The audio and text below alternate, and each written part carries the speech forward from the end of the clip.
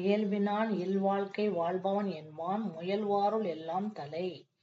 இயல்பினான் இயல்பாகவே தானாக அமையக்கூடியது. இல்வாழ்க்கை இல்லைங்கிறது வீடு, வாழ்க்கை ஆணும் பெண்ணும் சேர்ந்து வாழக்கூடிய இல்லற வாழ்க்கையில் இயல்பாகவே அவன் நல்லவனா இருக்கான். இல்லறத்தான் எதை வச்சு நல்லவன் சொல்லுதாங்க?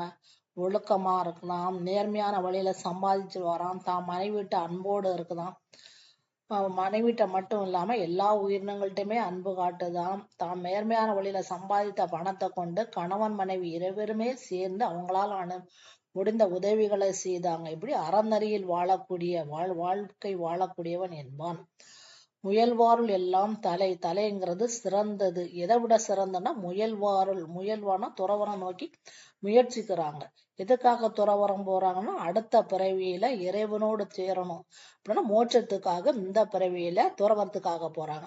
துறவரத்துக்கு போகக்கூடியவங்க துறக்கணும்ல, எதை துறக்குதாங்கன்னா தன்னுடைய ஆசைகளை அடக்குதாங்க. தான் பிடிச்ச சாப்பாடை சாப்பிடாம தான் வீட்டுல நல்லா மகிழ்ச்சியா வாழ்ந்திருப்பாங்க, அதெல்லாம் விட்டுட்டு உறவினர்கள் எல்லாம் பிரிந்து போறாங்க. அதுக்காக அங்க எல்லாம் கொடுத்திருக்காங்க.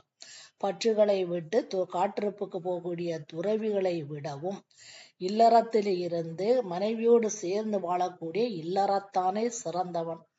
அதுக்குதான் இங்க தலையும் கொடுத்திருக்காங்க. தலைங்கிறது சிறந்தது. எதை விட சிறந்தது? காட்டுக்கு